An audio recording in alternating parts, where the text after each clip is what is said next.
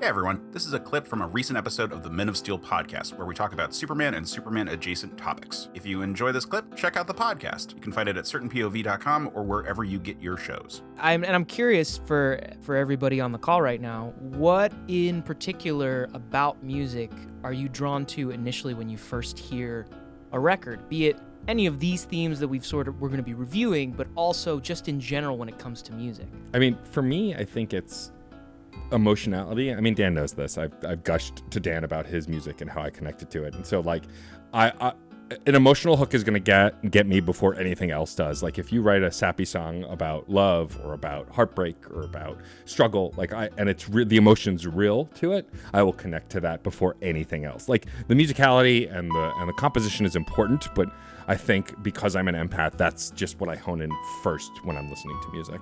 Jmike, I'm going to go last because I'm lame, so go. I mean, I don't have anything to follow that up with. They went really deep, and I was not expecting that this early. I'll volunteer if you would like to brainstorm some. Sure, go for it. Weirdly enough, like I know, Matt, you've said in regards to my music how much you are drawn to it and like the sort of the expressiveness and the emotionality of it. But weirdly enough, that is usually not the first thing that catches my ear when I start listening to something. And maybe it is something in particular as it correlates to the Superman themes, but I'm usually so honed in on groove and rhythm and beat.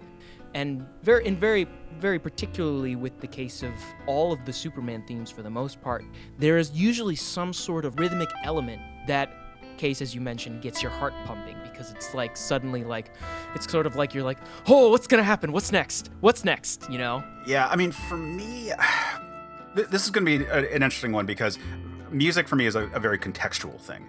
I really respond to visual stimuli that corresponds to music. I really respond to the circumstances in which I hear it. Like I often talk about how I really didn't like listen to music regularly until I got a car and I was driving and listening to the radio a lot. Like music videos are often a big touchstone for me, or often referencing like, oh, this was used in that movie or on that show, and that's usually where I go to first. And like my wife has a degree in music, was an opera singer, like has all these like touchstones on music, and every time she'll reference a song, I'll be like, oh, it was from that movie, and she's like, why do you think that? Like, why does your brain work that way? I have a very similar kind of brain as you. Like I'm very much visual oriented. Like whenever I listen to something, I am imagining a sequence happening in my head.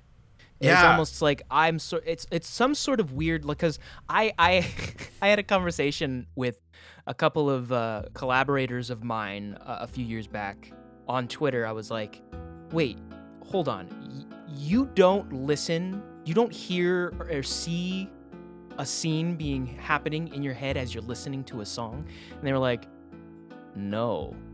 You probably have some sort of weird form of synesthesia that feels like it's a form of synesthesia.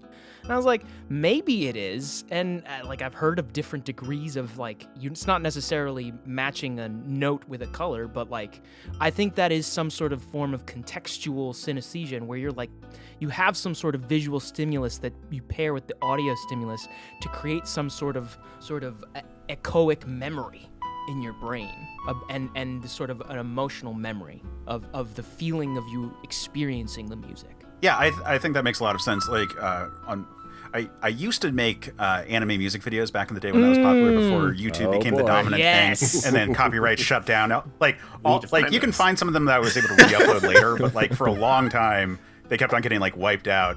But it would be such a natural thing to be like, oh, well, I've got footage, and how can I fit this to music and play around? Yeah. That's how music would come to mean something to me, was by having something built around it. That's awesome. And like you said, building a scene or something like that was a big way for me to do stuff like that. I spent so much time taking the footage from the opening of Warcraft 3, and there's a spot where an orc is drumming, and modifying the beats so it match up to a Linkin Park song. Love that. God, that's so 2000. Classic.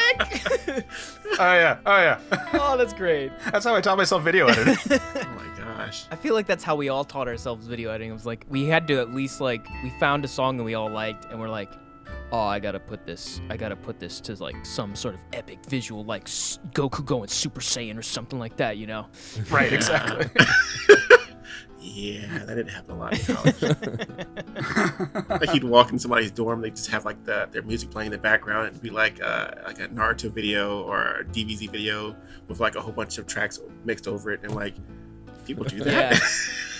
I didn't and that know. is the beautiful thing about the internet, is that we can contextualize music in all sorts of different ways, and where it's like I learned about this band or this artist through watching AMVs on YouTube or something like that. Yeah. Mm-hmm. I think that's so cool. And then just like you just have so many different sort of layers to the experience of how you come to meet an artist, or you come to meet a work, especially when tying it back to the idea of a Superman theme. There's so many different ways that you can meet some sort of piece of music as you go through life. Remember, if you like the clip, after you're done liking and subscribing, check out certainpov.com, where you can find more episodes of the show, as well as a ton of other great shows.